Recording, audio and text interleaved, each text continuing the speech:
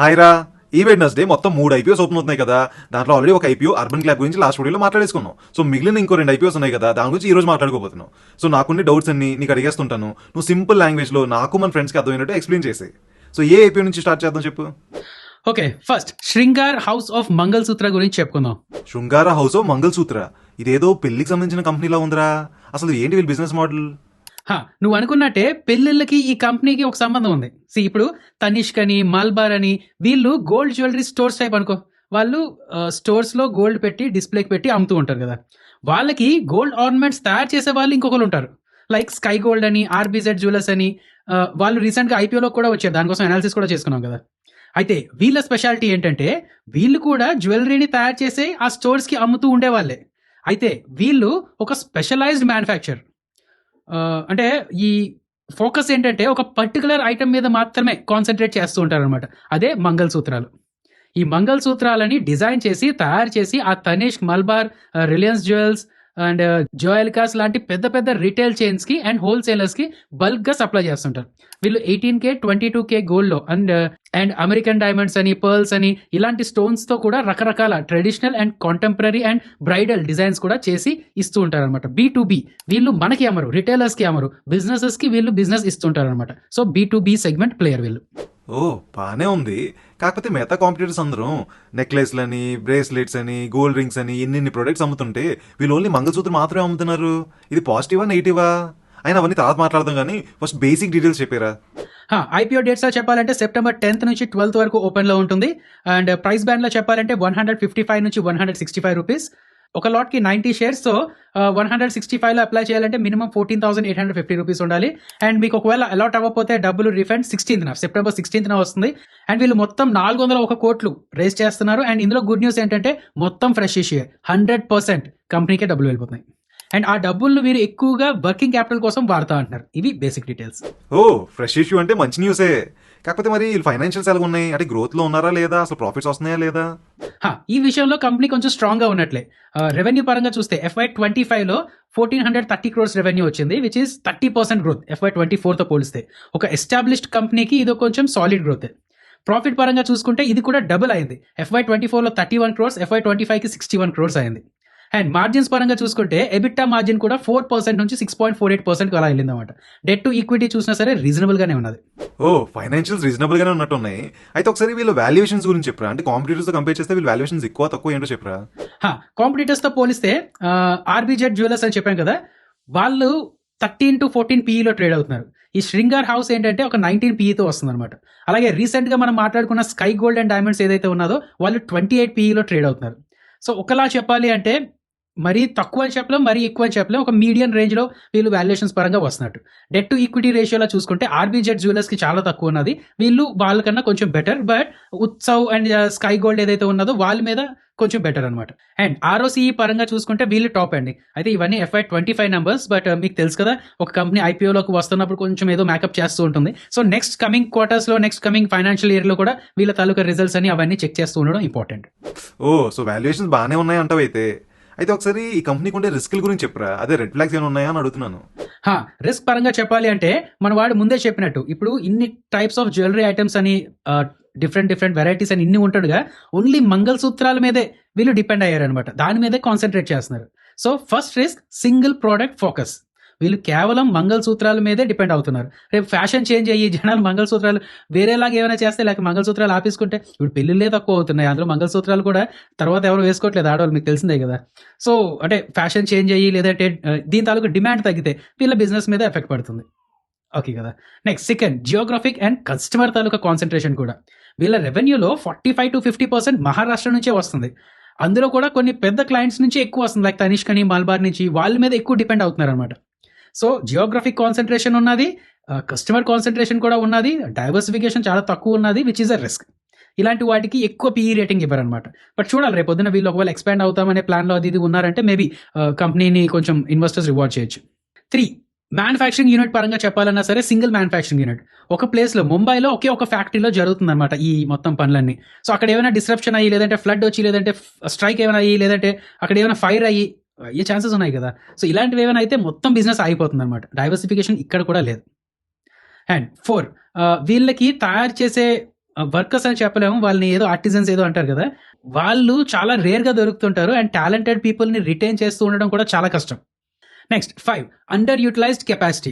వీళ్ళ తాలూకా factory కెపాసిటీలో just 60-70% మాత్రమే వాడుతూ ఉంటారన్నమాట. సో, ఫుల్ పొటెన్షియల్ ఇప్పటి వరకు యూజ్ చేసుకోలేదు. ఒకవేళ వీళ్ళు ఐపీఓ తర్వాత ఆ కెపాసిటీని మొత్తం వాడుకుంటే మాత్రం అది చాలా పాజిటివ్ అవుతది. అండ్ ఒకవేళ వాడుకోకపోతే నెగెటివ్ అవుతది. ఎందుకు ఫిక్స్డ్ క్యాపిటల్ అనేది ఫిక్స్డ్‌గా ఉంటుంది కాబట్టి. ఆ రెంట్‌లని, వీళ్ళ వర్కర్స్ సాలరీ అని ఇవన్నీ ఇచ్చుకుంటూ వెళ్ళాలి. ఆ కాస్ట్స్ అయితే మామూలే. సో, వీళ్ళకి కెపాసిటీ మొత్తం యుటిలైజ్ అవ్వకపోతే వీళ్ళ తాలూకా రెవెన్యూస్ అని, ప్రాఫిట్స్ అని తగ్గుతాయి. అండ్ ఇంకా ఎక్కువ తగ్గే ఛాన్సెస్ ఉన్నాయి. అండ్ ఇంకొక రిస్క్‌లో చెప్పాలి అంటే వీళ్ళ డిజైన్స్ ఏవి అంటే ఇంక పేటెంటెడ్ అని లేదంటే కస్టమైజ్డ్ డిజైన్స్ అని కాదనమాట. వేరే వాళ్ళు ఎవరైనా కాపీ చేసేసుకోవచ్చు. అండ్ జ్యువెలరీ డిజైన్‌లో ఇంటెలెక్చువల్ ప్రాపర్టీని ప్రొటెక్ట్ చేసుకోవడం చాలా కష్టం. ఒక డిజైన్ చేసుకొని ఇది మేమే తీయాలి, ఇలా వేరే మార్చకూడదు అది ఇది అనడం చాలా కష్టం అనమాట. ఎందుకంటే ఒక పెద్ద డిజైన్ వీళ్ళు నిజంగా పేటెంట్ తీసుకున్నా అక్కడ ఇక్కడ చిన్న మార్పు చేసి కూడా వేరే వాళ్ళు కాపీ కొట్టేయొచ్చు. సో, అలాంటివి కూడా కష్టం అనమాట. ఓకే. అయితే ప్రస్తుతానికి అయితే జీఎంపీ ఒక 15% ప్రీమియంలోనే చూపిస్తుంది. సో లిస్టింగ్ గెయిన్స్ బాగానే వస్తాయి అనిపిస్తుంది. కాకపోతే ఒకసారి ఫైనల్గా నీ వర్డిక్ట్ ఏంటో చెప్పారా? ఫైనల్‌గా చెప్పాలి అంటే అసెట్ పాజిటివ్స్‌లో చెప్పాలంటే 100% fresh issue. 2 profitable and growing numbers కూడా ఉన్నాయి. అండ్ యూనిక్ బీ2బీ బిజినెస్ మోడల్. అండ్ ఈ నీష్ సెగ్మెంట్‌లో 6% మార్కెట్ షేర్ వీళ్ళదే అనమాట. అండ్ నెగెటివ్స్ అయితే ఇప్పటి వరకు మనం చెప్పుకున్నాం కదా! సో, మీరేమైనా ఇలాంటి యూనిక్ నీష్ ప్లేయర్ కోసం చూస్తున్నట్లు అంటే జనరల్‌గా కాకుండా ఇప్పుడు వీళ్ళలాగా మంగళసూత్రాల మీద మాత్రమే చూస్తున్నాం ఇదైతే అండ్ దాని మీద మీరు కాన్ఫిడెంట్‌గా ఉండి అండ్ లాంగ్ టర్మ్ పరంగా 3-5 ఇయర్స్ వరకు ఉంచుకోగలను అన్న వాళ్ళు ఎవరైనా ఉంటే కొంచెం కన్సిడర్ చేసుకోండి. మీ అనాలిసిస్ మీరు చేసుకోండి. బట్ షార్ట్ టర్మ్ గెయిన్స్ కోసం చూస్తున్న వాళ్ళు అండ్ ఆ బంగారం ట్రెండ్‌ని ప్యూర్ ప్లేగా తీసుకుందాం అనుకున్న వాళ్ళు ఇలాంటివి కాకుండా ఇంకా జనరలైజ్డ్ స్టాక్స్ అవి ఉంటాయి కదా! వాటి కోసం చూస్తూ ఉండడం మంచిదండి. సో అది ఫ్రెండ్స్ ఈ ఐపీఓ తాలూకు మా అనాలిసిస్. సో నెక్స్ట్ ఐపీఓకి వెళ్లే ముందు ఒకసారి లైక్, షేర్, సబ్స్క్రైబ్ చేసేయండి. ఎందుకంటే నెక్స్ట్ ఇంకా మంచి మంచి వీడియోస్ రాబోతున్నాయి. అవి మిస్ అవ్వకూడదు అనుకోండి. మీరు సబ్స్క్రైబ్ చేసుకున్నారు అనుకోండి మీకు నోటిఫికేషన్ వచ్చేస్తుంది. సబ్స్క్రైబ్ చేసుకున్నారైతే ఓకే స్టార్ట్ చేయారైతే నెక్స్ట్ ఐపీఓ గురించి. ఫ్రెండ్స్ ప్లీజ్ ఆ లైక్, షేర్, సబ్స్క్రైబ్ అనేది చేస్తూ ఉండండి. అలాగే మీరు ఇన్ని ఐపీఓస్‌కి అప్లై చేస్తూ ఉన్నారు కదా! అలాట్‌మెంట్ ఛాన్సెస్ ఎలా పెంచుకోవాలనేది ఒక వీడియో చేసుకున్నా. ఆ వీడియో ఇంకా చూడకపోతే వెంటనే చూడండి.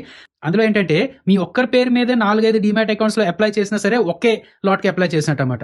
అలా కాకుండా డిఫరెంట్‌గా మీ మదర్ పేరు మీద, ఫాదర్ పేరు మీద, మీ వైఫ్ పేరు మీద, మీ బ్రదర్స్ ఆర్ సిస్టర్స్ పేరు మీద అలా డిఫరెంట్‌గా పేర్లు వీళ్ళ పేర్ల మీద డీమ్యాట్స్ అకౌంట్ ఓపెన్ చేసుకొని వాళ్ళ దాంట్లో ఒక్కొక్క లాట్ అప్లై చేసుకుంటే మీకు ఏదో దాంట్లో అలాట్‌మెంట్ వచ్చే ఛాన్సెస్ ఉంటాయి. సో, అలాట్‌మెంట్ ఛాన్సెస్ పెంచుకుంటున్నారు అలాగా. అర్థమైంది కదా!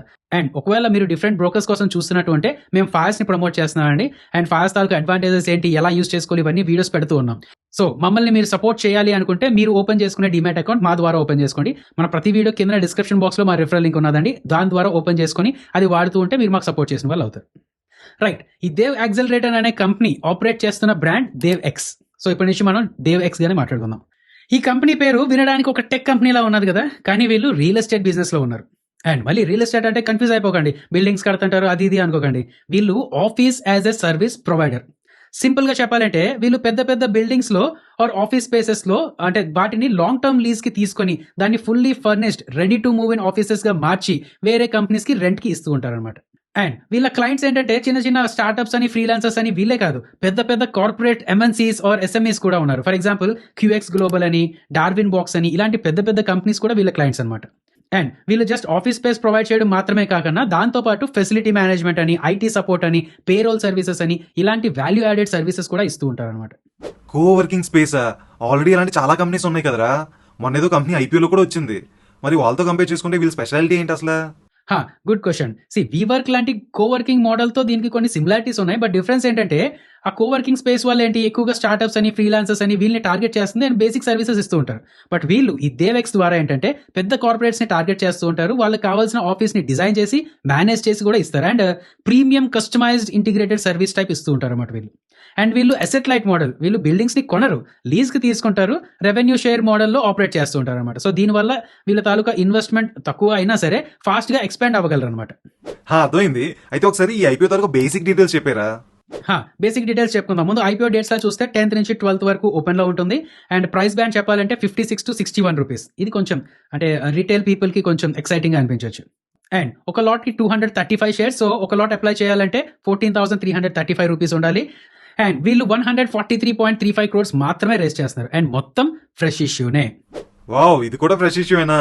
బాగుంది. అయితే ఒకసారి వీళ్ళు ఫైనాన్షియల్స్ ఎలా ఉన్నాయి, అదే గ్రోత్ ఎలా ఉంది, ప్రాఫిట్స్ ఎలా ఉన్నాయి అది కూడా చెప్పి. ఈ విషయంలో స్టోరీ కొంచెం కాంప్లెక్స్ గా ఉంటుంది. జాగ్రత్తగా విను ఫ్రెండ్స్, మీరు కూడా జాగ్రత్తగా వినండి. వీళ్ళ తాలూకా రెవెన్యూ FY25లో 158 క్రోర్స్, FY24లో 100 క్రోర్స్. సో, ఒక 47% గ్రోత్ అలా వచ్చింది, సాలిడ్ గ్రోత్. ఎబిట్టా ఆపరేటింగ్ ప్రాఫిట్లో చెప్పాలంటే 80 crores FY25లో. అండ్ ఎబిట్టా మార్జిన్ కూడా ఒక 62% అలాగా. సో మంచి మార్జినే మెయింటైన్ చేస్తున్నారు. ఆపరేషనల్గా వీళ్ళు స్ట్రాంగ్గా ఉన్నారు. అయితే నెట్ ప్రాఫిట్ ఇక్కడ ఉంది అసలు క్యాచ్. ఇంత ఎబిట్టా ఉన్న 80 crores ఎబిట్టా ఉన్న నెట్ ప్రాఫిట్ మాత్రం కేవలం 1.77 crores మాత్రమే. ఏంటి ఎబిట్టా 80 crores-ఆ? నెట్ ప్రాఫిట్ ఆఫ్టర్ ట్యాక్స్ ఏమో జస్ట్ 1.8 crores మాత్రమేనా? మిగతా డబ్బులని అసలు ఏమవుతున్నాయిరా? దీనికి reason depreciation and interest cost. See friends, చిన్న లాజిక్ మాట్లాడుకుందాం. ఎబిట్టా అంటే ఏంటి? Earnings before interest, depreciation and amortization. So interest item కొంత పోతుంది. ఇంట్రెస్ట్ ఎక్కువ ఎందుకు పోతుంది? ఒకవేళ వీళ్ళకి ఎక్కువ డెట్స్ ఉంటే ఎక్కువ ఇంట్రెస్ట్ పోతుంది. అయితే ఇక్కడ ఏంటంటే ఆ డిప్రిషియేషన్ అండ్ అమోర్టైజేషన్ ఉన్నది కదా, అది ఇంకా ఎక్కువ ఉన్నది అనమాట. అదే కదా. సో 80 crores వీళ్ళు ఎబిట్టా అయినా సరే, అండ్ ఆ ఎబిట్టా మార్జిన్ ఎక్కువ ఉన్నా సరే, అంటే వీళ్ళకి ఏంటంటే కంపెనీ ఎక్స్పెన్సెస్ అని, ఎంప్లాయీ ఎక్స్పెన్సెస్ ఇవన్నీ కొంచెం తక్కువ ఉంటాయి అన్నమాట. అందుకనే రెవెన్యూ నుంచి ఎబిట్టా చాలా ఎక్కువ ఉంటుంది. బట్ ఎబిట్టా నుంచి నెట్ ప్రాఫిట్కి వచ్చేసరికి ఇంట్రెస్ట్ ఎక్కువ కట్ అవుతుంటుంది, డెప్రిషియేషన్ అండ్ అమోర్టైజేషన్ కాస్ట్ ఎక్కువ కట్ అవుతుంటాయి. అవన్నీ కట్ అవగా వచ్చిన డబ్బులు నెట్ ప్రాఫిట్ అది తక్కువ ఉన్నదన్నమాట. సో ఇప్పుడు యాజ్ అన్ ఇన్వెస్టర్ ఏం చేయాలి? వీళ్ళు రేపు పొద్దున్న ఆ అప్పులన్నీ ఎక్కువ తీర్చేసుకోగలిగితే ఆ ఇంట్రెస్ట్ ఎక్స్పెన్సెస్ తగ్గిపోతాయి కదా. రెండు, డిప్రిషియేషన్ ఎన్ని సంవత్సరాలకు ఉంచారు? ఇప్పుడు ఒక దాని మీద లీజ్ తీసుకున్నారు, లేదంటే ఒకటి చిన్నది కొన్నారు అనుకోండి, అది ఒక 5 years వరకు డిప్రిషియేట్ చేసుకుంటూ వచ్చారనుకోండి, 6th year నుంచి ఆ డిప్రిషియేషన్ ఎక్స్పెన్సెస్ ఉండవు కదా. సో నెట్ ప్రాఫిట్ పెరుగుతుందా లేదా, అవన్నీ చూస్తూ ఉండాలి. ఓకే. అయితే ఒకసారి కాంపిటీటర్స్ తో కంపేర్ చేసి అసలు వీళ్ళ వాల్యుయేషన్స్ బాగున్నాయా లేదా అది కూడా చెప్పి. వీళ్ళ కాంపిటేటర్ రీసెంట్ గా మనం ఆఫీస్ స్పేస్ సొల్యూషన్స్ గురించి మాట్లాడుకున్నాం కదా, వాళ్ళ PE 60లో ఉంటే వీళ్ళ PE 233. మిగతా వాళ్ళతో కంపేర్ చేయడానికి ఏం లేదు, అందరూ లాస్ మేకింగ్. అండ్ ఈ దేవ్ ఎక్సెలరేటర్ ఒక 1.77 crores ప్రాఫిట్ చూపించారు కదా, అది 4 crores చూపించారు అనుకోండి. అంటే దాని అర్థం ఏంటి? ఇంచుమించు 2.5 times పెరుగుతుంది. సో 2.5 times పెరిగినప్పుడు ఈ దేవ్ ఎక్సెలరేటర్ తాలూకా PE 100కి వచ్చేస్తుంది. అదేందా? తక్కువ ప్రాఫిట్ ఉన్నప్పుడు ఏంటంటే కొంచెం పెరిగినా సరే ఆ PE అనేది చాలా సెన్సిటివ్గా ఉంటుంది అనమాట. సో ఇప్పుడు అంతలాగా కంపేర్ చేయలేం. బట్ ఓకే, ప్రస్తుతానికి చూసుకుంటే వాల్యుయేషన్స్ ఎక్కువలో వస్తున్నట్టే అదైతే ఉన్నది. ROCE పరంగా చూసుకున్నా మరీ ఎక్కువ రిటర్న్స్ ఇవ్వడం లేదు. సో ఆ రిటర్న్స్ పరంగా చూసుకుంటే వాల్యుయేషన్స్ కొంచెం హైలో ఉన్నట్టే. అయితే ఫ్యూచర్ కూడా ఇలాగే గ్రో అవుతూ అసెట్ ఆ 1.77 crores కాస్త 5 crores చూపించినా సరే PE చాలా తగ్గిపోతుంది అనమాట. సో అది గుర్తుపెట్టుకుంటూ ఉండండి. ఓకే. అయితే ప్రోస్ అండ్ కాన్స్ కూడా ఒకసారి చెప్పారా? అదే స్ట్రెంగ్స్ అండ్ వీక్నెస్. స్ట్రెంగ్స్ లా చెప్పాలి అంటే 100% fresh issue, asset like model, fast గా ఎక్స్పెండ్ అవ్వగలరు, and Tier 1 and Tier 2 cities లో ప్రెజెన్స్ ఉన్నదన్నమాట. సో కార్పొరేట్స్ ని బాగా అట్రాక్ట్ చేయగలరు వీళ్ళు. And high EBITDA margins, net profit కొంచెం తగ్గిన ఎబిట్టా మార్జిన్స్ బాగున్నాయి అనమాట. సో ఇంట్రెస్ట్ అని, డిప్రిషియేషన్ అని రేపు పొద్దున్న తగ్గుతూ ఉంటే వీళ్ళ తాలూకా నెట్ ప్రాఫిట్ కూడా బాగా పెరుగుతుంది. వీక్నెస్ పరంగా చెప్పాలి అంటే ఇందాక చెప్పినట్టే నెట్ ప్రాఫిట్ చాలా తక్కువ ఉంది, వాల్యుయేషన్స్ చాలా హైలో ఉన్నాయి, అండ్ కాంపిటీషన్ కూడా చాలా ఎక్కువ ఉన్నది. ఆఫీస్ అని, స్మార్ట్ వర్క్స్ అని వాళ్ళ నుంచి కాంపిటీషన్ ఎక్కువ ఉన్నది అనమాట. అండ్ ఇంకొకటి ఏంటంటే ఇప్పుడు ప్రస్తుతానికి వర్క్ ఫ్రమ్ హోమ్ కల్చర్ నుంచి ఆఫీస్కి రండి అంటున్నారు. అండ్ కొన్ని ఏంటంటే హైబ్రిడ్, సరే కొన్ని రోజులు అక్కడ ఇంట్లో ఉండండి, కొన్ని రోజులు ఆఫీస్కి రండి అంటున్నారు. సో ఈ ట్రెండ్స్ బట్టి కూడా ఉంటుంది. రేపు పొద్దున ఒకవేళ ఎంప్లాయీస్ అందరూ తాలూకా ప్రొడక్టివిటీ వర్క్ ఫ్రమ్ హోమ్ అయితేనే ఎక్కువ ఉన్నది అనుకున్నారు అనుకోండి, వర్క్ ఫ్రమ్ హోమ్ ఇంటికి వెళ్ళిపోండి, అక్కడి నుంచి పని చేసుకుని పంపించేస్తారు. అలాంటప్పుడు ఆఫీస్ తాలూకా యూసేజ్ ఉండదు కదా ఎక్కువ. సో ఈ హైబ్రిడ్ అని, రిమోట్ వర్క్ అని ఈ ట్రెండ్స్ పెరుగుతూ ఉంటే ఆఫీస్ స్పేస్ తాలూకా డిమాండ్ తగ్గే ఛాన్సెస్ ఉన్నాయి. అండ్ ఫైనల్గా నన్ను అడిగితే ఈ బిజినెస్ మోడల్కి ఇండియాలో మంచి ఫ్యూచర్ ఉంది, అదైతే నేను ఒప్పుకుంటాను, ప్రొవైడెడ్ హైబ్రిడ్ అని, రిమోట్ వర్క్ అని ఈ ట్రెండ్ పెరగకూడదు అనమాట. సో ఫ్యూచరిస్టిక్ బిజినెస్ మన పోర్ట్ఫోలియోస్లో కంపల్సరీగా ఈ సెగ్మెంట్ నుంచి ఒక స్టాక్ ఉండాలి. అది ఆఫీస్ అవనివ్వండి, స్మార్ట్ వర్క్స్ అవనివ్వండి, లేదంటే ఈ IPO అప్లై చేయనివ్వండి. అండ్ షార్ట్ టర్మ్ రిటర్న్స్ లా చూస్తున్నట్టుంటే మేబీ వాల్టైల్గా, హైలీ వాల్టైల్గా ఉండొచ్చు. బట్ మన పోర్ట్ఫోలియోలో ఈ సెగ్మెంట్ నుంచి కూడా ఒక స్టాక్ ఉండాలి. సో మీరు ఈ IPOలోకి అప్లై చేసుకుని ఒకవేళ మీకు అలాట్ అయితే అది ఉంచుకోవడం, లేదంటే వేరే స్టాక్స్ని కన్సిడర్ చేసుకోవడం ఏదో మీ ఇష్టం అండి, మీ అనాలిసిస్ మీరు చేసుకోండి. బట్ అనాలిసిస్ అయితే చెప్పడం జరిగింది కదా, రెండాటి గురించి బాగా కన్సిడర్ చేసుకోండి. సో ఫ్రెండ్స్, ఈ రోజు వీడియో మీకు నచ్చింది అనుకుంటున్నాం. సో ఫాస్ట్గా లైక్ చేసి మీ friends and family members share చేసేయండి. అలాగే ఇంకా మీరు సబ్స్క్రైబ్ చేసుకోతే ఫాస్ట్గా చేసేయండి. నెక్స్ట్ ఇంకా మంచి మంచి వీడియోస్ రాబోతున్నాయి, అవన్నీ మిస్ అవ్వకూడదు కదా. మరి అయిపోయిందా సబ్స్క్రైబ్? మళ్ళీ కలుద్దాం అయితే. బాయ్ అయితే.